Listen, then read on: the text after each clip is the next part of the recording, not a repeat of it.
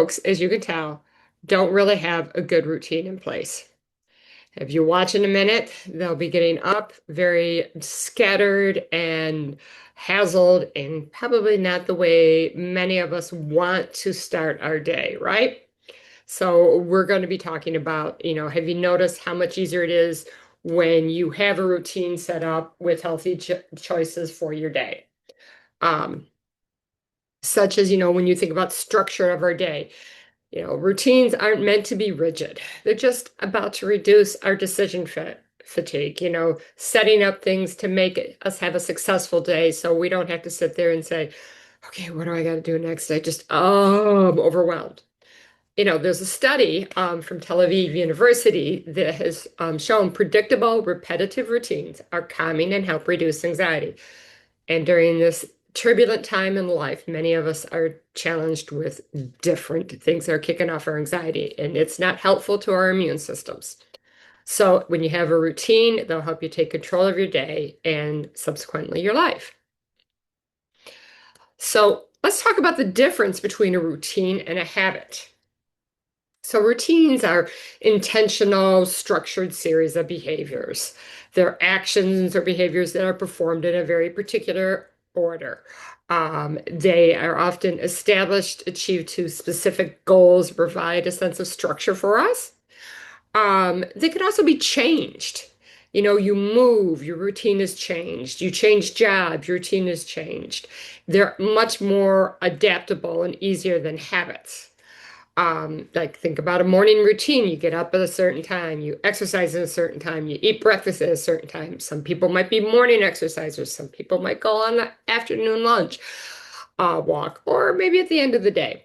When not performing those routines may feel less uncomfortable than not performing a habit. So, a habit is a specific behavior that happens through repetition.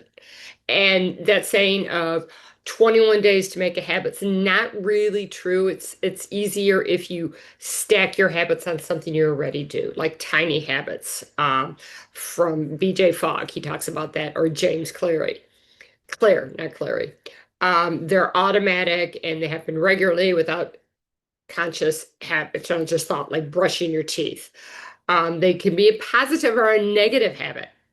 A negative habit would be like every day after work, you meet your buddies at the bar for a round of drinks, and that just sets you up for poor blood sugar control and creates your liver to be not the happiest, and maybe you wake up in the middle of the night because you're having a hard time digesting all that alcohol.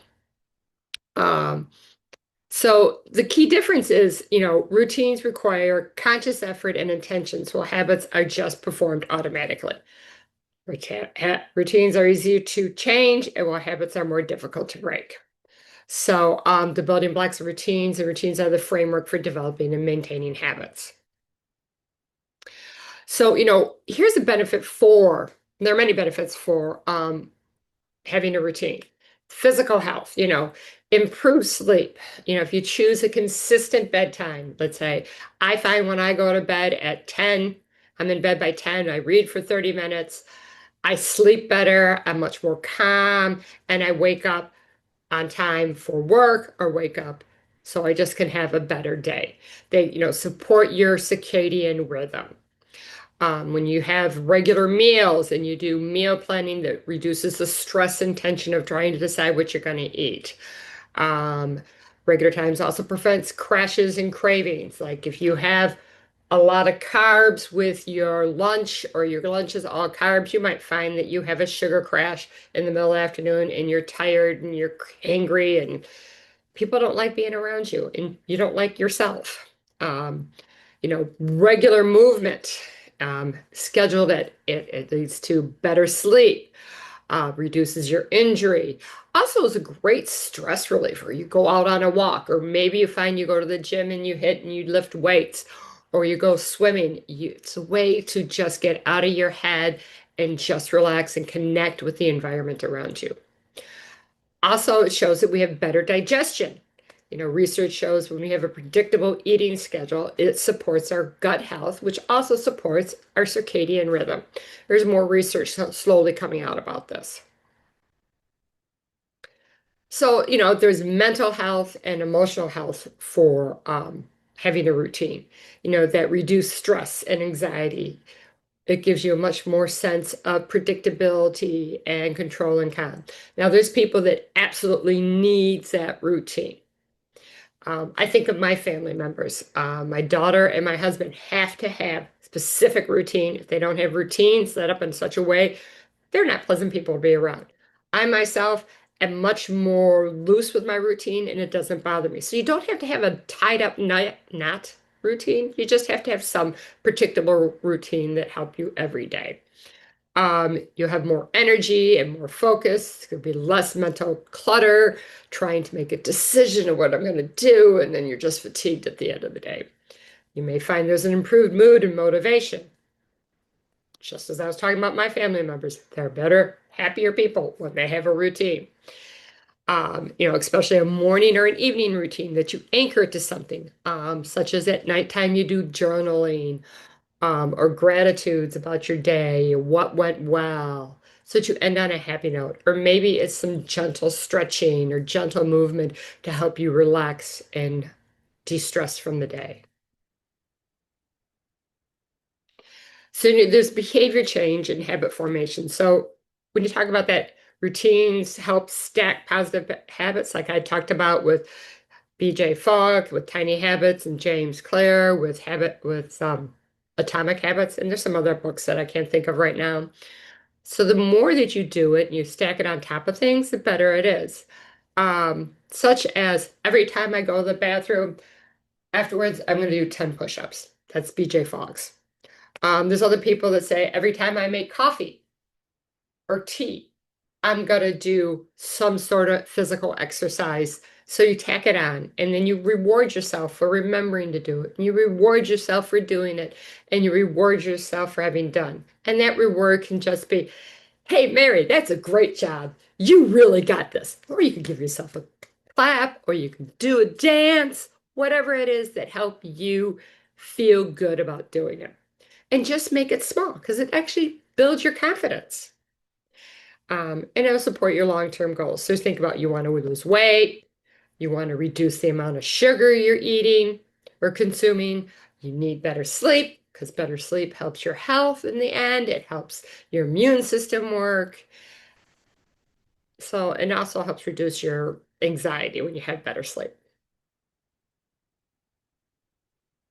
So as I talked about building your habits, here he is brushing his teeth, that little kid. He is so good.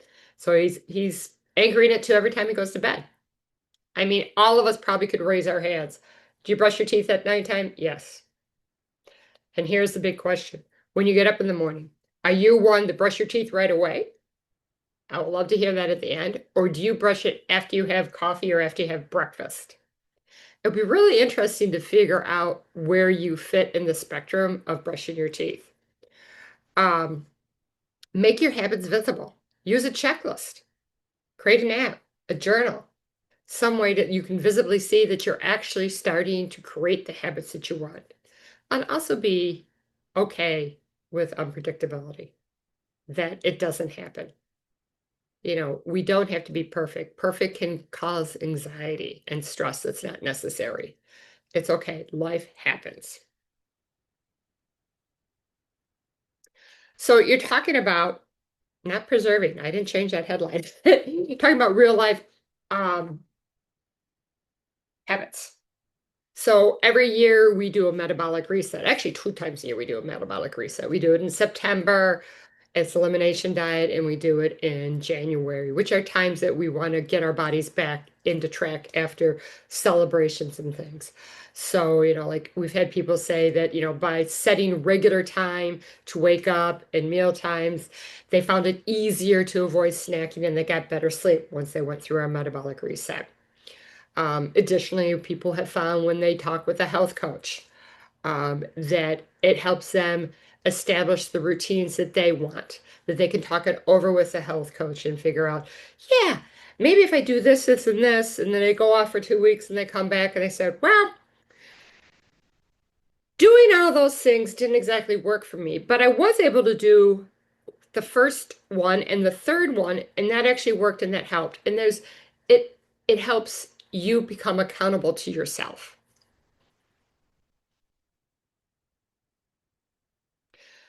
So, what I would love to know is what is one routine that you're willing to commit to this coming week for your health?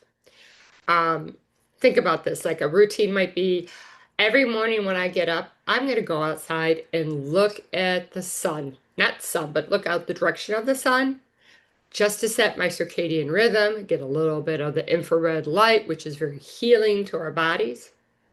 And I'm also going to eat a protein-rich diet with some vegetables, or breakfast, I should say. Or maybe I'm going to take a 10-minute walk after dinner just to help myself relax. Or it might be in the middle of the day, I'm going to do some sort of movement. Maybe it's squats, maybe it's walking around the house, maybe it's walking out to the mailbox, maybe it's taking a walk if your office out in the parking lot, which I'm known to do. So think about what you're willing to commit to for this week. No, routines shape the results. They're small steps for big change.